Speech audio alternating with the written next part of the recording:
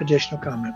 My name is Gerardo Gonzalez. I'm just a consumer, a stoner, and represent the working class of the industry. In the heart of the American West, Nevada's cannabis market has experienced explosive growth since legalization. But behind the glitz and glamour lies a stark reality. Many jobs in the industry aren't paying what lawmakers and brands promised. The legalization of recreational cannabis in 2017 ignited a green rush in Nevada. With the promise of lucrative jobs and economic prosperity, many rushed to join the industry. Recently, Senator Cortez Masto proudly asserts that Nevada boasts the second highest per capita legal cannabis sales in the nation, fueling the creation of high-paying jobs throughout the state. So the question is, who's being paid these lucrative wages? With the price of cannabis dropping every year, where is the money going? Back in 2022, Workweek.com published an article that states, approximately 60% of bud tenders in both the US and Canada have been hired within the last year, indicating a high turnover rate in the industry. In both countries, around 55% of bud tenders who worked at any point over the previous 12 months left their positions by the end of that time period, highlighting the challenges in retaining talent.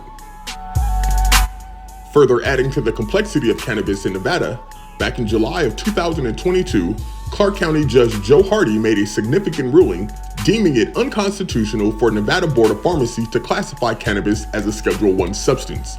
Chris Peterson, the legal director of the ACLU of Nevada, emphasized the long-standing inconsistency in how Nevada has categorized cannabis.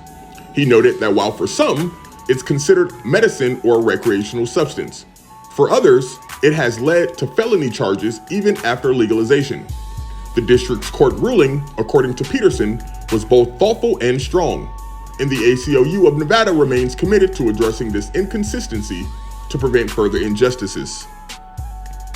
Here is Senator Dallas Harris further explaining the complexity. This is obviously I didn't know it was going to be such a complicated issue, but it kind of is. And I think the main reason that it's complicated is because of the Supreme Court case, which kind of threw everything up in the air. The state law already no longer matches the federal law. Like, we have to current state of the law, they're no longer mirrors of each other, which I think is what was kind of intended to be, right? When we have the Uniform Controlled Substances Act, I mean, that's every state generally has got something fairly similar. And so you've got the Supreme Court case that's kind of further separated our state law from the federal structure. And so I think that then creates two separate questions, right? One, where does the CCB think we are statewide? I think there's still some discussion on that, right? Was it completely descheduled?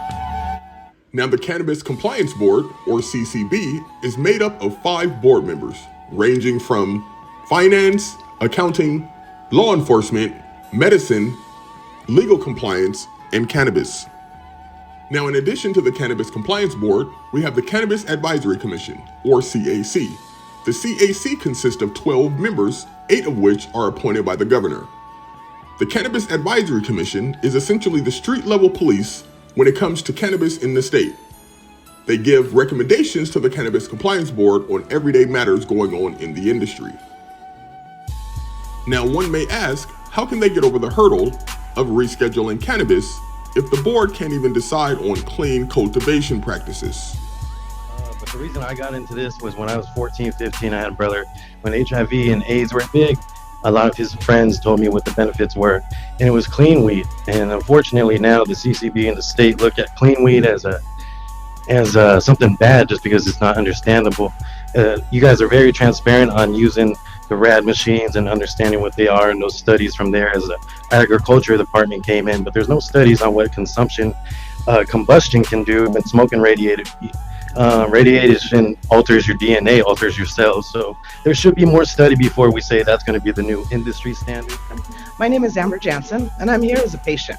What I want to talk to you about is the labeling of the radiation decontamination. I feel that it's very important that customers know about this. And the biggest reason is because I'm a patient and I use clean cannabis. And right now I understand that clean cannabis is kind of being attacked in our industry, which I don't understand. Despite the challenges, there is hope for change. Advocacy groups and workers are pushing for fair wages and better working conditions. In the shadow of the Las Vegas Strip, the Nevada cannabis market stands at a crossroads.